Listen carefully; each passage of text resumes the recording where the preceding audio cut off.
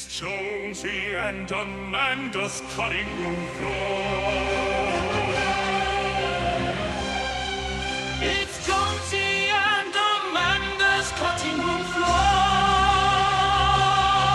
Yeah, yeah. It's time for Jonesy and Amanda's cutting room floor. What's on the cutting room floor today, Amanda?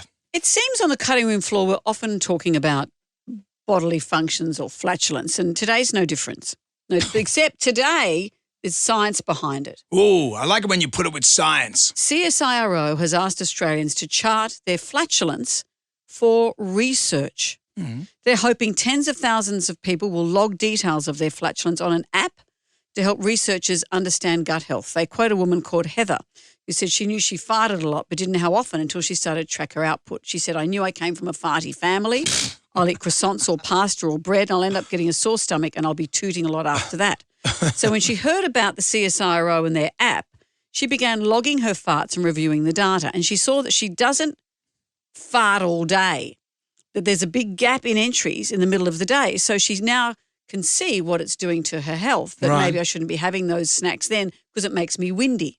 Is it bad to pass wind a lot? Well, that's what's at Camelot. That's what they're trying to figure out. They say, no, it's natural, it's perfectly normal, and it means your gut is working, but sometimes you might need to know more. They just want to get a big round robin of information. Yep. So they want people to log on and log down the information, including the frequency, the stench, the loudness, the duration, to help researchers understand it better. There's nothing more satisfying when you rip out a big three-toner. You know, you buy yourself. Tell me what a three-toner is. And it changes pitch a few times. That's Yeah. always good. Nice. That's always satisfying. So the average person, she says, passes wind between 7 and 20 times a day. 7 and I'd 20. be close to the 20, I reckon. Oh, yeah, I reckon you'd be above because I average. eat a lot of raw onion, I eat a lot of salads, and I think that pushes me up to the 20. She said that they just – so would you get this app, Brendan? Yeah, sure I would. Of course, I like telemetry. I like those things. Well, it urges you to log certain features, including the stench, the linger, Yep. the detectability on a sliding scale. Isn't it the worst when you drop a real stinky one, like the worst one, and you're in a public area or something? Because what did you think, that you'd just be a little toot? Sometimes you think, I'll get away with this, and yeah. I'm of and an age where sometimes they come out and they might surprise me. You know, I've always been in control of when I pass it, and now sometimes I can't tell if it's because I'm more relaxed about it and I fart more at home, I just don't care, or if I'm at that point now where it happens to me and I didn't feel it coming. Could you fart now? No, could you? No. Would you? You farted in front of me. I don't think I've ever farted before you. Yeah. I don't think that's ever happened. No, I couldn't. I've heard some of yours. There's been involuntary here, ones. in our I studio. did one once that was so bad, like so stinky, but I was on my motorbike. I could smell it. That's how bad it was. That's pretty The bad. cars around you are winding up their Going, windows. what the hell? I know. Wait, we're going past an eggplant? Well, I've told you about our family reunion years ago, and Mum decided, it was held at Mum and Dad's house, all the family from everyone lived all over the place. Yeah. And my mother decided we come from the least talented family in the history of the universe, but Mum decided that she'd get everyone to put on a talent show. And, so my uncle was reading some poetry and I was sitting on the grass, and I don't know how it happened because my brother was on one side, my dad on the other, the world's biggest farters. I come from a full pull my finger family. And somehow a small something escaped, but it ricocheted off that grass. Off the And grass? Everyone heard it. But grass is very absorbent. Well, it must have been something worth hearing. Was it hard grass? Which city were you in? I was in Brisbane, so it would have been probably Brisbane, probably hard-packed dry grass. Yeah, dry. I'm glad we're getting to the bottom of the story. because if you were sitting on a cooch, If I was sitting on Sir Walter Raleigh, say. it's not Walter Raleigh, it's just Sir Walter. I was If you're sitting on a buffalo is a very tough grass. So it might have been Brisbane buffalo. But I was shocked that I was surrounded by people who are bigger flatulators than I am. and you've And it cut was one. me. And I've cut one and it was me. Yeah. I feel your pain. That's dreadful. Yeah, it's dreadful. I think when you rip one out and you're with little kids, because they'll just dob you out. Oh, Dad. Well, remember that time I was walking around the corner and I was walking with Liam. He was a little child and I let one go and a man came around the corner and I said, "Oh, Liam, please." And he had to take one for the team. He was too young to understand what was happening and I quickly pinched his elbow and moved him along. Sold him up the river. Yeah. That's outrageous. Mm-hmm. You know, they should get us in. We should be a part of the CSRO. I think we'd skew their statistics, don't you? Well, then we could just be ripping them out and say, hey, it's for science. I've got an app. Yeah. Sophie and Amanda's cutting room floor. Yeah. On the cutting room floor today, Amanda. What have we got? Genetics may be the reason why cheaters just keep on cheating. Why would it be in your genes? Keep it in your genes. Keep it in the genes. Well, the gene actually is not denim, but DRD4VNTR, also known as the thrill-seeking gene. Oh, okay. It makes you take risks? Yeah. They studied this at Binghamton University in New York City there. And apparently the gene influences how the person's brain processes dopamine, the feel-good hormone, and usually seek out riskier behaviour to experience the same amount of satisfaction from dopamine as someone without the gene. So you could, if you've got that gene, why don't you just go skydiving or something?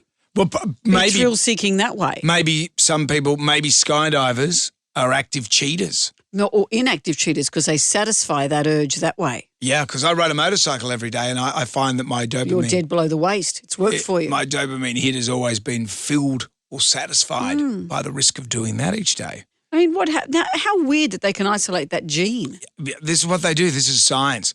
This is science. This is what you used to get into before you started doing this. It's true. When I worked at Beyond 2000, there was lots of talk about trying to crack the human genome. And that's an interesting school of thought because there's obviously we want to know whether it's linked to certain diseases. We'd like to know if there's diseases on the chain and maybe if you're carrying those diseases on to children, etc. Yeah. But at what point do you drill down to personality traits and say, I don't want my kid to have red hair. I don't want them to have a propensity to be an alcoholic. Or I don't want my kid to be an asshole because there's assholes everywhere. But do you think that's genetic or is that environmental? Well, yeah, I do wonder about that because some people are just right assholes. And our genes make up all that stuff. Yeah. So some of it is environmental, some of it's your family history, but some of it probably is your propensity to be quick to anger. Maybe that's a genetic trait. Mm-hmm. Mm-hmm. What do you think your surprising genetic trait is? I can drink hot fluids. You can. Really quickly. You can. I wonder, tea and stuff. Do you think obviously any mutation like that is designed in case the rest of the world falls apart, there's no fluids except boiling hot fluids and you'd be left to propagate the species because you can drink it. Right. Well, I should have thought of that before I had a vasectomy because how can I propagate? Would say Sydney Sweeney if she's in town. Yeah. Speaking of hot fluids. And what a shame that she doesn't have that DRD4VNTR gene. Well, how do we know? And has no risk-taking abilities. How do we know? Interesting. I saw in that movie recently that she made in Australia and that denoted a lot of risk-taking. Career risk-taking. Yeah. She was a producer of that as well. It showcased Sydney, not Sydney Sweeney. I'm talking about Sydney, the city. Yeah. Looked amazing. Yeah, well, someone really shone. Well, there's blue mountains you saw everywhere. In light of, this is almost a related story. After this law has been in America for 117 years, this law in New York. Adultery has been illegal until now. Adultery is no longer a crime in New York. Oh. They repealed the law. It's now classified as a misdemeanor, punishable by up to 90 days in jail. Oh, no, they've repealed the law that said it was that. They said the law was outdated, saying personal matters like infidelity shouldn't involve the criminal justice system. Donald Trump is saying phew. Well, is this got anything to do with the former elect president coming in? No, I think this is going to happen anyway. Originally, it was enacted in 1907 to curb divorce rates, but that law has largely fallen out of use with only 5 convictions since the 70s. Imagine being one of 5 people because you've got that gene. It's not my fault. It's my genetics. Blame my genes. Blame kept it in them. Blame the AMCOs. There's your problem. Remember that joke that Miguel always mangles? How does it go? Let's see if I can get it Go now. on. How does it go? You got time. Oh, where a child's where somebody says, I've got a genetic disorder. And they said, oh, what is it? He said, it's diarrhea. Yep. He said, it's not a genetic disorder. He said, well, it's in my genes. But Miguel tells it. He says, but it's all over my genes. Yeah. It got lost in translation. It did. Yeah, everybody, it's time for Jonesy and Amanda's cutting room floor. Hey, everybody, it's time for Jonesy and Amanda's cutting room floor. It's the cutting room floor. Yeah. It's Jonesy and Amanda's cutting room floor. Yeah. On the cutting room floor, we find Have you ever written a message in a bottle? many times. No, you haven't. Many times. Where would you throw them out? Just into the water, obviously. But when and what did you say? Were you a kid or I recently? put my name and what the day was, date. As a kid? Yep. And an adult. I never knew that. I might about put you. a bit of D&B on a note as well. I'm So sure. you draw genitals on it. Yeah, well, someone in the future might appreciate it. They go, oh, okay. There you go. The kid's got a sense of humour. It's a shame it's a grown adult. I like the idea of a message in a bottle. I always remember when, the police message in a bottle, and he puts it out there and then 100,000 bottles washed up on the shore. That's the lyric. Does So he he's- send out that many? No, he sent out his message and then 100,000 bottles washed upon the shore. That came back in return. That's like a chain letter, isn't it? chain letters, please. They were very stressful. We'll get back to messages in a bottle in a minute. Now that you've triggered me with chain letters, Yep. I triggered myself. They were so stressful because it was that whole thing of if you don't, you will somehow never have any friends. So you had to be hypervigilant. It took me a long time to accept that I don't have to. My innate laziness means I don't have to do any of this. Yeah. So you didn't forward the letter on 7 times? I probably did the first time I got one, and then after that, no. Because you lose your friends real quick when you send a chain letter, don't you? Oh, that's right. And the whole point is you'll lose friends if you don't do it. Well, Yeah. I put it to you, you lose friends if you loop them into this. And the chain email was a thing, but it seems to have lost any power Well, now. I think because of scammers, no one wants an email from someone they don't know. Exactly. Is there something like You that know, on there was the new version of Yeah, that. what's the new Remember, one? and I was given that, where you had to take some sourdough starter Oh, yeah. and you had to propagate that. And when it got to a certain level, you had to pass it on to somebody else. Yeah. I took great delight of just chucking it straight into the compost bin every time someone gave it to me. You know, Maggie Beard would pass on her sourdough starter and I just go, see ya. Yeah, it's brewing, Maggie. Ooh, I've passed it on to Manu Fidel. I'm going to make you do at least one of these shows on a lie detector kind of arrangement. You strap me 'Cause, up. Gee, you talk garbage. But let's get back to message in a bottle. Yep. So a message has washed up on a Victorian beach. It's not Harold Holt.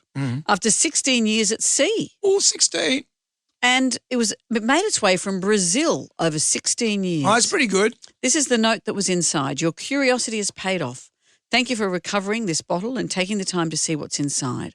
I've placed bottles like this one in several oceans at many different locations all over the world in the hope that people like you might find this bottle and return the note to me in the United States. I'd appreciate you sending me this note so I can find out how far the bottle travelled and for how long. Then it said, to make it worth your while to participate in my experiment, I'll send you $20 upon receipt of this note. Please make sure to include your name and address. And it does sound like it's a scam, but why would it have been so? So anyway, this guy who threw the bottle into the water has been on many cruises around the world. And so he must have been near Brazil when he threw this one in. Right. And so did he get the $20? Did that all happen? Do we know? I think so. But he said that only one other person had ever found a bottle. And he says he's probably thrown 100 in. Oh, good They all on got him. stuck into dolphin blowholes. I hope Greenpeace gets onto him. On a cruise, are you allowed to just throw stuff No, overboard? you can't just throw your shit over the side. The cruise ships can, but you can't. No. Have you ever been? I've been on a cruise ship and I've watched them just go and just dump stuff in the old days. Like when I remember years and years ago on my honeymoon, I went, oh, that's probably not kosher. What do they like? Scraps? Scraps, like veggies and stuff. Oh, it was probably all right. It's carrots and things like that, little leftover loaves of bread. Really? Yeah. No, you wouldn't be able to. They wouldn't do that now. They have to be so conscious You would and have to careful be. of that. And now. there's so many cruise ships now. I like the idea of message in a bottle and also time capsules. I was reading a story just recently in Tulsa, Oklahoma. In 1957, they buried like a Cadillac in a giant vault underground. And the competition, I'm pretty sure, was you had to guess what the population of Tulsa would be. I think it was in 2007. So this is back in 1957. Right. So in 2007, what anniversary would that be? Would that be 50 years? No, it'd be 2000, what was the first more. number again? 1957. To 2007. 60 years? Is that 60 years? Anyway, you had to guess what the population of No, Tulsa would be. that's 50 years. 50 years. You had to guess what the population of Tulsa would be, and you would win this Cadillac that was buried all those years ago. Wow. Well, there would have been someone just madly propagating to try and get their numbers up. Got 50 kids. Anyway, and I wonder how that works because it would have had to go on to the heirs. Because if you were, the heirs.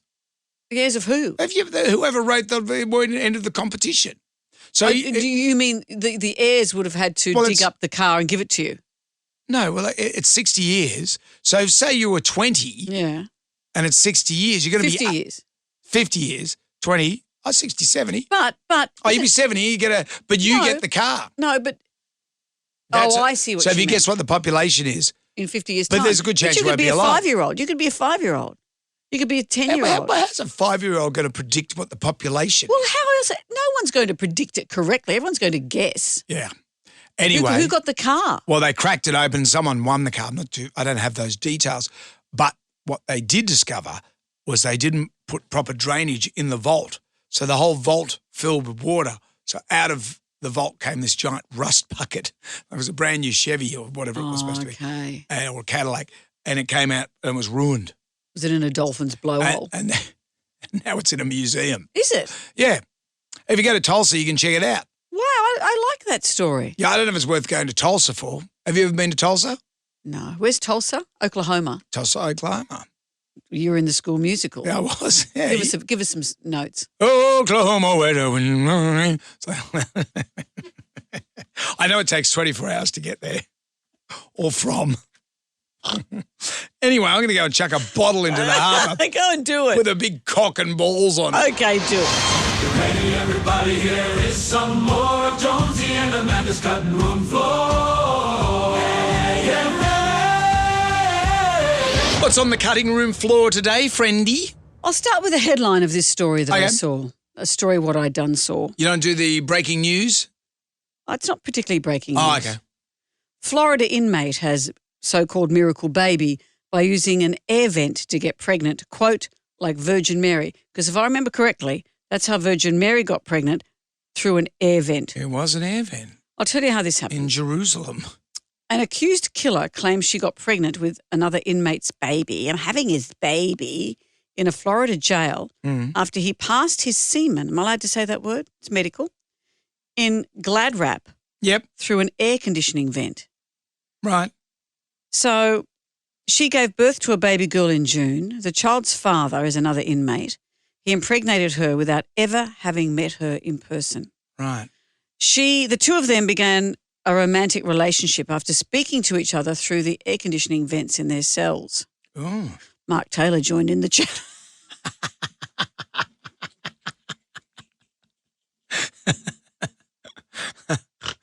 Well, I didn't see it going that way. They devised a plan to have a child Right. after he expressed his desire to become a father. Well, let's talk about the nature of being in prison. Yeah. So they tied bed sheets together. That's the go-to in jail. Yeah. You know what they should do really is get the maybe fitted sheets or something that don't make it so easy to tie them together. Do they have fitted sheets in prison?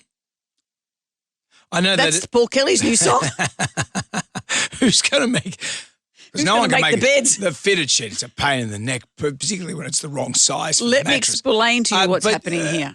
Just on that, I don't think they have fitted sheets in prison. If they did, they'd probably stop a lot of people breaking out. Stop this baby being born. So what happened? They tied bed sheets together, Yep. attached the semen in the plastic wrap Yep. to it, and sent it through the vents and into her cells. her actual cells. Yeah. She said, he said, I put it in the saran wrap every day, 5 times a day for like a month straight. Wow, that's quite the Provider. He would roll it up almost like a cigarette, she said, and he'd attach it to the line that we had in the vent, and Yep. I'd pull it through. From there, she said, Okay, give us. do you want the information? Yeah. Candy coated. She said, I placed it inside a yeast infection applicator Okay. Yep. and put that, and then she said, and from there I administered it. That's where she chooses to go coy. Well, but that's like those things are just like the old turkey based. She said the child was a blessing and a miracle baby. They've never physically touched, and he said she was like the Virgin Mary. Well, I guess you know what I feel Did about this so story? the baby get born in The baby's jail? born. It's been cared for by her family. Yeah. And when they say, tell me the story again of how I was born, Get Mark Taylor to say it. Mark Taylor to step in and explain the nature of air conditioning. They've called her Fujitsu. I think it's a pretty name. For someone who had IVF for years before having a baby, I'm stunned at these stories of people who unwittingly and unwantingly get pregnant by sniffing a pair of underpants in the back of a car. And then all of a sudden when you drill down and look at your window of fertility or your air vent of fertility, it's so narrow. I guess they had nothing else to do. So they could do it every day if they wanted to. But even 5 times a day. What a selfless man to do that 5 times a day to himself. You didn't see that in Prisoner or Jailhouse Rock. Or The Great Escape, walking out into the exercise yard. With all the semen in the cuffs of his pants. Was Mark Taylor there as well? That's going to get back. You know that. Hey, get ready. Everybody here is some more of Jonesy and Amanda's cutting room floor. Hey, get ready. Everybody here is some more Jonesy and Amanda's cutting room floor. Hey, are you ready for more? Yeah. Well, what have we got on the cutting room floor, friendy? During the week, we were discussing the nature of Kylie Minogue's sexy Santa song, this one. Oh, yeah. It's a little You bit love Kylie, but even you think it's a bit ick. Santa baby, just slip a sable under the tree. Slip a what? Been an awful good girl, Santa baby. So hurry down the chimney tonight. Okay. No, it's a little bit too much. It's a little bit too much. What's Kylie saying there? What's the message? What does she want slipped under the tree? Santa baby, just slip a sable under. Sable? A sable? Oh, I think like a mink coat thing. Ah. It's an old song, apparently. Oh, gee, I'll have to get my red paint to throw all over Kylie. I thought it might have been like a drug. And then I'll say, Kylie, you've got red paint on you. Let me... What? Wash you down? Get the hose out? break out the hose on Kylie. She looks like she's out of carry with blood all over. Well, the reason I brought it up was because Target in America, the US department store, which is just so massive, everyone's obsessed with Target. Yep. They've given Santa a sexy makeover for their new holiday campaign. Hunky Kris Kringle, they've called him, or is known as Target employee Chris K. I've got some pictures here. Look at that. Look at, not the big fat one, but the other ones. Look at that. What's Santa grabbing in that other picture? It looks to be his sack. Chris K, the older one, is really handsome down here, isn't he? He's a very handsome older man, Santa, in a red jumper. And look at that sexy one on the left. Yeah, that's a little bit too Mardi Gras for mine. It's a little bit AI.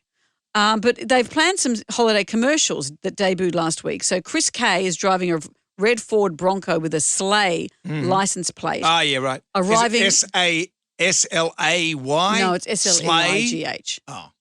And he arrives at a Target store while Born to Be Wild is playing. And in a caption for the commercial, it's titled Born to Be Chris. So this sexy new Santa. Yeah. I wonder if you can go and sit on his lap, push the kids out of the way, get onto it, get onto his lap. Do you partake in the Santa photos with your kids, Jack and Liam when they were little? You know, I don't even think I'm a bad archiver archivist of my own life. I don't think we've taken the kids a couple of times, but not really. They were all, if ever they saw a big creature, a big mascot, they'd feel terrified.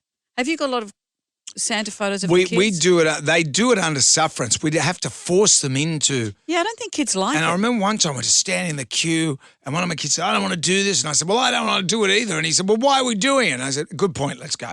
Because often you have to get in the photo yourself because the kids are trying Yeah. to, you know, like a wild animal, crawl away. Well, now the look at me parents, you know, the sunscreen parents, they're all, "Oh, let's get in there and we'll and do you mind if I bring my own ring light? Yeah, bring the ring light and bring the dog and the cat and everyone else.